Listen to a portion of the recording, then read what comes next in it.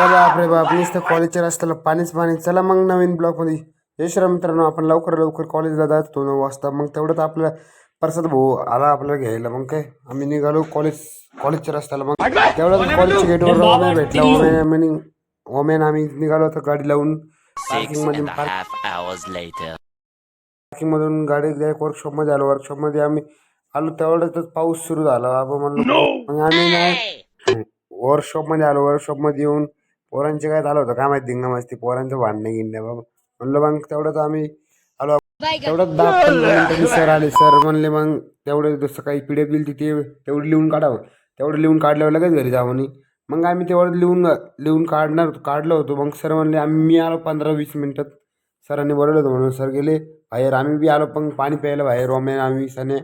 मग काय आमच्या ग्राउंडमध्ये तर पाणी झालं सगळं जायच्या यायच्या रस्त्याला. मग काय आम्ही अजून वर्कशॉपमध्ये आलो परत.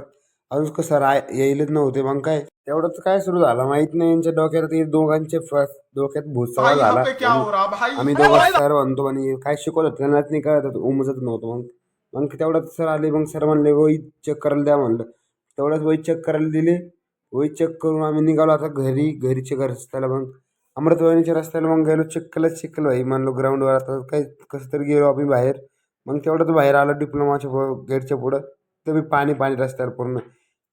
जे वर्कशॉपमध्ये पाड बांधलं ते पाड घेऊन मी घरी चाललो होतो. मग काय मग रस्त्याला आलो आम्ही. रिक्षा लवकर घेतली. मग आम्ही आलो आमच्या चौकात येऊन काय मग सण्याने मी घरी चाललो होतो. सण्याला मग आता सोडायला मला बी जायचं होतं. मग सण्याला सोडायला त्याच्या घरी गेलो. घरी येऊन